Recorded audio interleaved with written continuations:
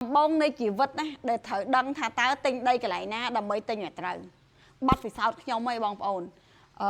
miên con mua chỉ ra nơi không tiktok là bọc nhóm ban chat cái đôi chị ban comment xuống nhóm tha quát mình toan sầm lại chất nông cá tinh đây để sao quát mình toan chặn với nông cá tinh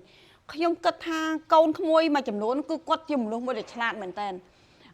chặn để đăng tháp hộp là tua qua luôn anh mình miên cá chặn với nông cá tinh đây ta tam bật các mua cầm pôngแต่thật nơi không trồng cao mình không để chặn nè khá quát tinh tăng ngồi ngơ quạt tinh tăngประថយប្រឋានគាត់ទិញទាំងមិនច្បាស់ការមិនទាន់ដឹងថាខ្លួនឯងទិញហ្នឹងក្នុងចិត្តទិញដើម្បីអ្វីផងអញ្ចឹងកូនក្មួយដែលហ៊ានសួរមកមិញនេះថា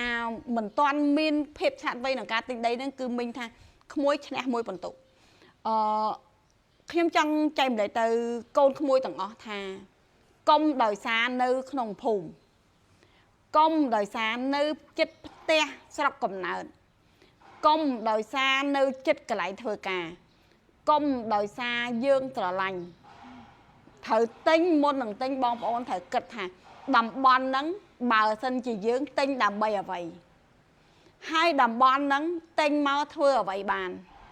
ហើយតំបន់ហ្នឹងគេមានកកើតអ្វីខ្លះ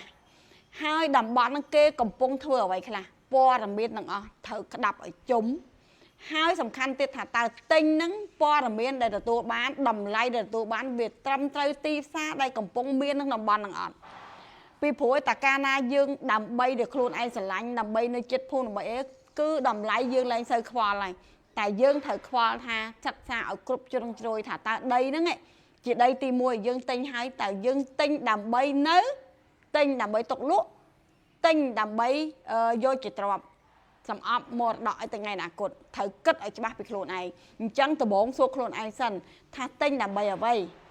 កខ្លួនឯងឃើញទិញដើម្បីអ្វីចាំដើររកទីតាំងទៅដល់ទីតាំងហ្នឹងវាត្រូវនឹងដើម្បីអ្វីអត់អូខេហើយបើសិនជាទីតាំងនឹងត្រូវឲ្យតើព័ត៌មានដែលអ្នកលក់ឲ្យបងប្អូនហ្នឹងវាត្រឹមត្រូវនឹងអ្វីអារម្មណ៍ដែលយើងគិតអត់ខ្ញុំចង់ចែកម្លែកថាការមោះមុតការសម្រេចចិត្តគឺត្រូវតែឆ្លាតវៃបន្តិចមានរឿងច្រើនដែលខ្ញុំមានតែខ្លះក៏គាត់ឆ្ងល់ខ្ញុំថាខ្ញុំទិញដីតាមខេត្តឆ្ងាយកាលពីឆ្នាំ1998ខ្ញុំទិញដីខេត្តឆ្ងាយតាំងពីឆ្នាំ2000គត់